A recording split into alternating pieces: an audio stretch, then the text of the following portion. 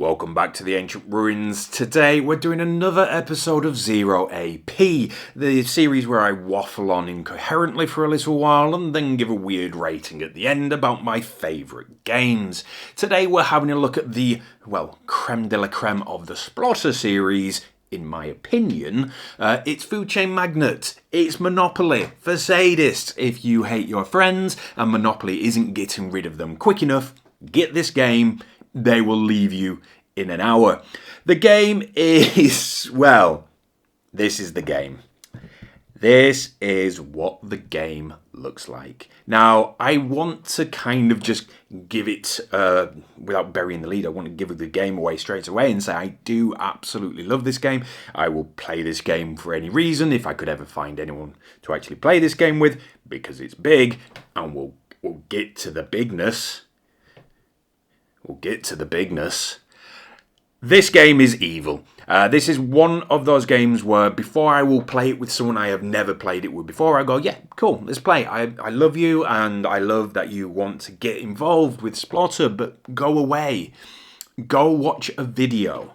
Go read the manual. Go read the manual while watching a video. Watch how to play. Then come back and we'll play a 15-minute game. Once I explain to you why you've lost in that first 15 minutes, then we'll play the game.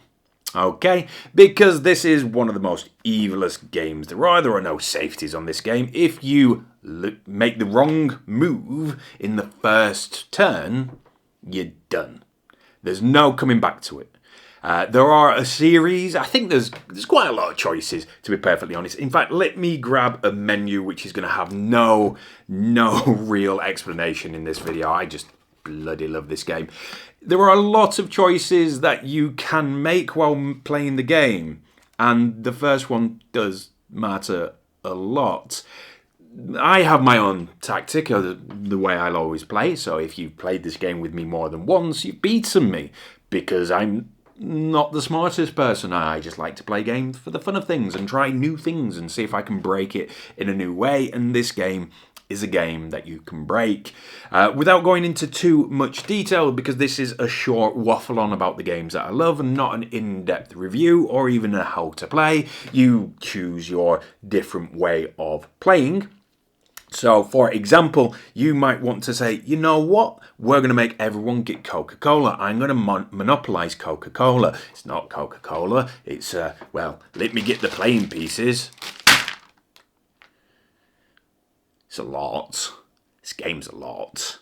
It's bland red bottle. I'm going to monopolize bland red bottle, and I'm going to monetize the heck out of it. And this game works really kind of dystopian future style. Not that we're heading toward this dystopia, oh no, where you're told what you want and that's it. If that's what you want. And you won't have anything less than exactly what you want. So if an advertisement tells the neighbourhood that you will want a burger with a bland red bottle, you won't accept obvious lemonade. No, you need Coca-Cola. You need the Coca-Cola in the burger. You do. You won't have anything else. So you can get to this kind of weird thing, and I'm going to go end game because it starts off slow. You as a CEO get to hire one person, and then, you hire whichever person you want, and then you can use on your next go them to do the next thing and the next thing and the next thing. There's milestone achievements that break the game. Now, there is an expansion before I go on to why I love this game so much, and because why I love this game so much is going to be a story of a game that I played with this. There is an expansion for this called the Ketchup Mechanism. It comes with a few different like sub-games, I suppose, that get added in. Coffee, sushi maybe, I can't remember, but it does add in a catch-up mechanism, so it isn't quite as lethal. I don't have it. I like the lethality. I like Splotter games. There will be more Splotter game mini Zero A.P reviews coming up, because they're all evil. They're all evil. But let me do, what we'll do is, because I know people just want to know what I think of it and they want to go away. So we have the 4 different levels that we're currently working under at Cult of the Meeple. We're not giving out numbers, even though technically this is ranking it out of 4. So it's potentially a 3, giving the game away. We've got avoid at all costs, play it, try before you buy, which is definitely this one, and then just go out and buy it. I would always recommend that this is a try before you buy, and that's coming from someone who loves this game and adores this game and has played this game to death. If you do not like the lethality of this, I am not joking when it is quicker to lose friends than Monopoly, quicker to lose friends than Mario Kart playing this game, because you can, and again, I'm going to tell a brief story about a game that I played of this game, and I find it interesting. You might be able to share your own experiences about this game and how evil it is in the comments below, and I'd love to read them, because I've never had an experience with this game where it isn't utterly evil and someone isn't annoyed in the best possible way. Because it's okay to be annoyed in games, you can still have fun and be annoyed. But if you don't like that level of cutthroat, that evil, that it's not even backstabby, it's stabby in the face. It's like, I'm getting you. I see what you were trying to do, because it's all open. You can see what everyone else is doing. You can then screw them over really quickly. If you do not like that sort of thing, if you want more of a peaceful thing, if Monopoly is too mean for you, don't get this. I don't even recommend giving it a go. This is levels of evil that you have yet to experience in board games. But I would say try before you buy it. If after one game of it, and that's all I recommend before making your next choice, if after one game of it you like it, buy it. The more you play it, the more you're going to like it. So it is kind of, it's an in-between. Oh, look, he's done a 3.5. He's got a numerical scale. No, this is a try before you buy it. If you do like it when you play it, buy it. We're getting really niche with these recommendations, but let me tell you a brief story about one game that I played of this. And while I do, I'm just going to randomly put some components on the table just to show you how much this game is. Not expensive, it's not cheap.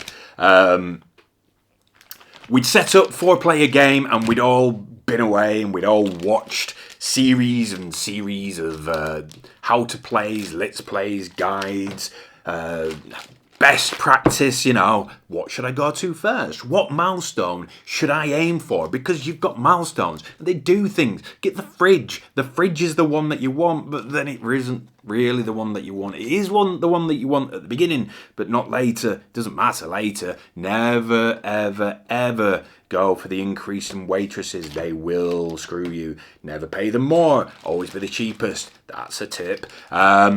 God, the money is trash, though. After all the components, the money is trash. It's literally Monopoly money, but just Food Chain Magnate written on it. If you've got any form of upgrades, I've got chips, the clay chips. I would just recommend them. Other than that, we'd set up, I'm still going, by the way, there's still more components. We'd set up 4-player game. It's a bigger map. It's a lot more in depth. You need a much bigger table than what I record on. One day I might show you my super sexy secret expanding table that I built myself. That's not the story for today, though. Look, there's more things. You can advertise with a plane. And we started playing, and I kind of had a plan. But I think this was our second or third game, so we're all relatively new at it, and I'm just watching people do things and go, maybe I could do that. Maybe this is what I want to do. And I sat and I looked and I read, and nobody was getting lemonade. Nobody was getting lemonade at all. So I didn't get lemonade. I bought things nonchalantly. Oh, I don't really need this, but it's an action that I can take during the turn, so why wouldn't I use it to its fullest? And one of them was the errand boy to get me lemonade, and you can progress them. Errand boy goes to cart operator, goes to truck driver, goes to Zeppelin pilot. It would make more sense if today, but there's additional milestones that get additional things. First errand boy gets an additional drink, and then so on and so forth. So you can have this kind of reserved thing in the background where you're like, oh, don't worry, I'm going for just the regular stuff. I'm on your side. We'll just feel it out. Now, this game is very, very, very slow until it's over. And it does kind of work like that. You'll struggle to earn any money. And there is a set limit in the bank, so it's closed economy. Once the bank's empty, the game's over. So it's like, oh, I barely earn anything. Oh, I barely earn anything. Oh, I've won the game. Because it just goes like that. And I had slowly watched everybody else creep closer to victory while I built up my advertisement to the radio tower, which blankets the map, and I had my little errand boy. And the closest source of lemonade was to me. So I managed to... I was out of the running for all intents and purposes. Everyone else had kind of just dismissed me. Which is kind of standard when it comes to board games. I love board games. They're fun. The best thing about them is you bring everyone together and you get all your friends and you have fun, but I'm not very good at them, unfortunately. But I love it. So everyone had dismissed me, and that's fine because it's me. I'm just not very good at board games, but I had a plan. I was going to crush them all. And I did. In basically, it's a couple of years ago now, but basically in a few, like, gentle turns, I'd gone from barely selling a single thing because you have to have the everything that the person wants. Everything that the person wants, you have to have it. And I wasn't focusing on getting everything, so I was just getting the bits and pieces that I'd managed to, in my own little corner and blah, blah, blah, blah. And then I advertised to everyone that they needed lemonade. No one had lemonade. I had lemonade. I was the king. And that cut the legs out from everybody. Nobody could catch up. Nobody could sell anymore because I put a radio broadcast tower in the middle of the map and told everybody, every single household, that they could only have a burger if they had lemonade. So nobody could sell except for me. I had literally developed a monopoly on lemonade under the noses of these people and crushed all their dreams. The amount of salt could have filled an ocean. It was that moment that I realised that this game... Oh, there's still more. Let me just put the final deck of cards here. There's more tiles and things. There's loads of these. There's this, and it is what it is. It was that moment that I realised that Splotter, was this my first Splotter game? Potentially, but Splotter I needed to dig into more, and since then I've got quite a few of his games, and all of them are utterly evil in the most crunchy, thinky sort of way. They're all backstabby in the front. What was the line from Firefly? If I'm going to stab you in the back, I'm going to do it in your... No, if I'm ever going to shoot you in the back, you'll be looking at me when I'm doing it. Something like that. That's this game. It's utterly, utterly evil. It's genius. If you have several hours to spare and you want a game that is mean. It's mean. It's just mean. It does get banded about that this is Monopoly for Sadists. Monopoly with the training wheels off. The title probably says that as well, because that's going to get some clicks. Hello, if you come from Monopoly and you're still here, weirdos. The artwork is good. The component quality is okay. The board is if you like the theme. Here, let me put the box. Yeah, let me do the box this way. If you like the theme, it's 50s diner. It is about getting a Monopoly. So that's probably why it gets thrown around that it is Monopoly with the ability to kill all your friends.